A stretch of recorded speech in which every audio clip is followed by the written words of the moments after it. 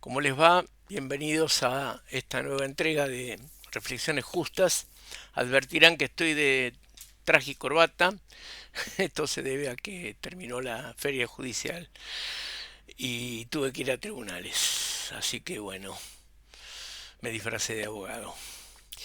Vamos a comenzar entonces con lo que propongo para una nueva Constitución Nacional como ejes inexcusables acordes a la actualidad.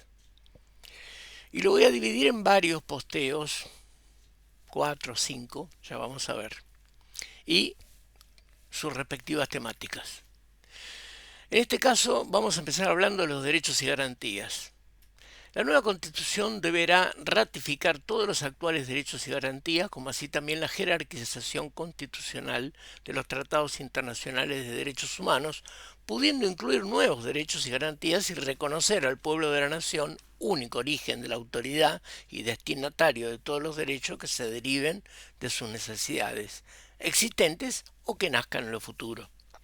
La nueva Constitución deberá establecer, además, de manera clara y como columna central de derechos, el objetivo de propugnar la igualdad de todos los habitantes del territorio nacional o que estén en él de paso, pero de manera expresa y enfática, en todos sus aspectos sociales, económicos, culturales, de trato, de oportunidades, de respeto y consideración, sin que esta enumeración casuística sea taxativa o limitada.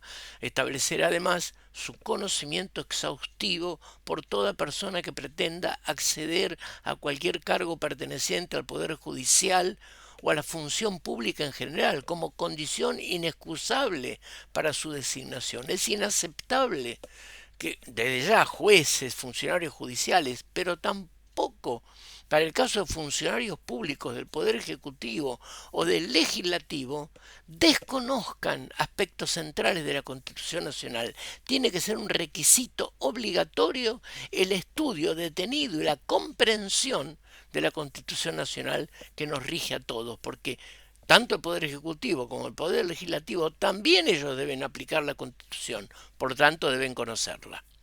La nueva Constitución deberá reconocer el derecho al goce y al placer como derechos esenciales preexistentes de todo ser humano, hasta ahora no reconocidos de manera expresa. Es cierto que el preámbulo de la Constitución prevé el bienestar general, el bien común, etcétera, dentro de lo cual se puede llegar a considerar que está previsto el derecho a gozar, el derecho al placer. Pero tendría que ser expreso, porque ha habido casos que no se han interpretado de esta manera. El derecho al goce y al placer solo es respetado por la Constitución, por supuesto, mientras se ejerciten sin lesionar o perjudicar la voluntad de otra u otras personas, o afecten a personas menores de 18 años. Esto es obvio.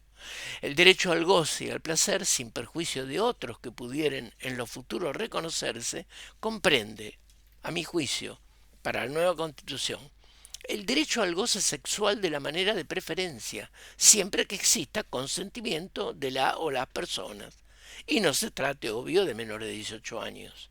El derecho de las personas, en segundo lugar, a manifestar su recíproco cariño y atracción en cualquier lugar, inclusive público, excepto en presencia de menores de 18 años si se tratare de relaciones sexuales o de ciertas relaciones que se aproximen a lo sexual. Ha habido casos en que, habiendo legislación en la Argentina de matrimonio igualitario, policías han detenido a dos personas del mismo sexo que se dieron un beso en una plaza. Esto es inaceptable, es contradictorio absolutamente. La nueva Constitución lo tiene que prever de manera expresa. 3. El derecho al esparcimiento en todas sus manifestaciones, para lo cual el Estado tendrá la obligación de garantizar la seguridad en todos los lugares públicos donde haya esparcimiento de cualquier tipo. Deberá disponer la Constitución nueva de un determinado tiempo en la semana de trabajo dedicado al ocio, que es parte esencial del buen vivir y del equilibrio psicológico y de la salud de las personas. Por lo tanto, es un derecho esencial que hace el disfrute de la vida. Tiene que ser un derecho universal, garantizado por el Estado y además especialmente previsto para que nadie se le ocurra discutirlo. 4. El derecho al disfrute de las manifestaciones culturales y artísticas, sin restricción ni censura de ningún tipo, para lo cual el Estado tendrá iguales obligaciones que las anteriormente nombradas.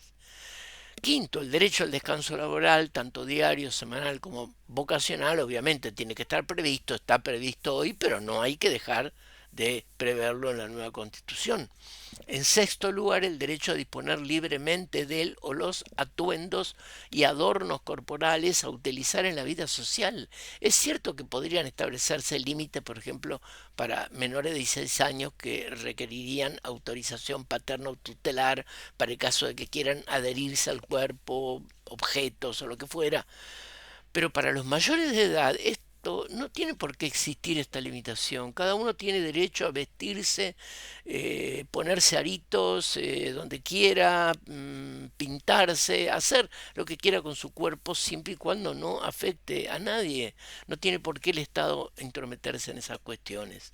Séptimo, todo otro derecho civil que se desprenda del principio que las acciones privadas de los habitantes de la República que de ningún modo pongan en riesgo el orden o el sentimiento medio de la moral pública, el sentimiento medio, porque hoy día el concepto de moral pública es muy distinto del de hace 50 años. Hoy día escuchamos por televisión, por radio, expresarse de una manera que hace 50 años hubiera generado la cancelación de la licencia al medio periodístico, sin ninguna duda.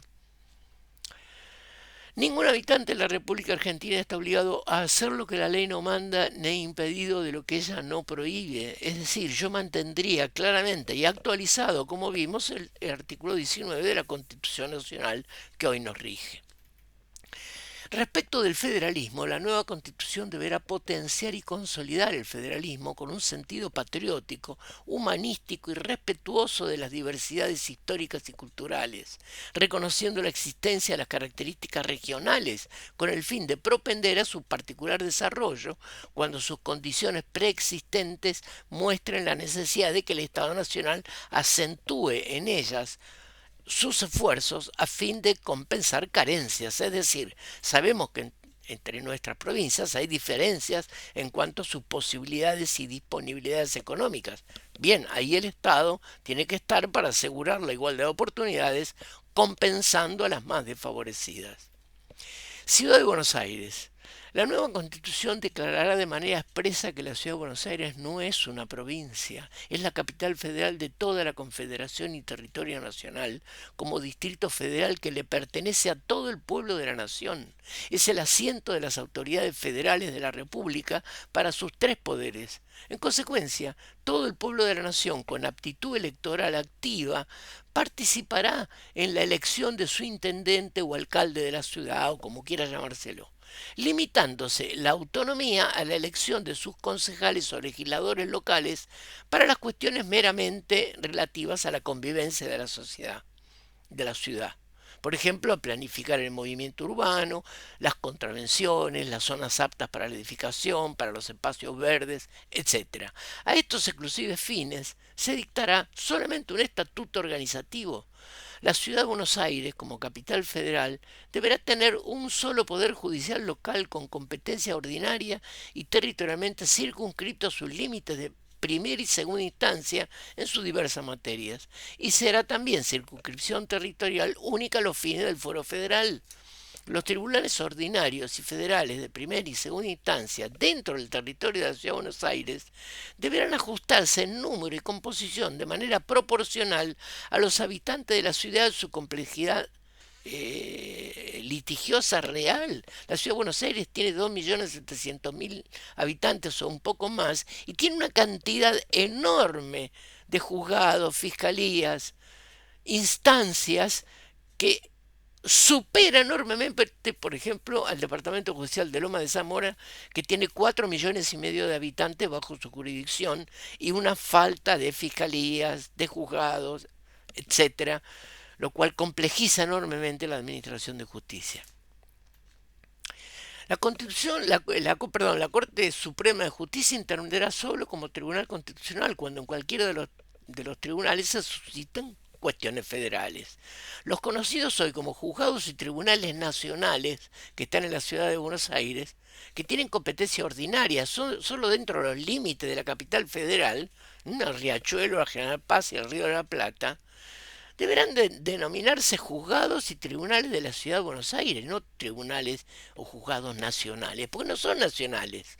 Y de igual manera los juzgados y tribunales con competencia federal dentro de la ciudad de Buenos Aires deberán denominarse juzgados y tribunales federales de la ciudad de Buenos Aires, nada más, como si fuera una circunscripción federal más de todas las que hay en el territorio nacional.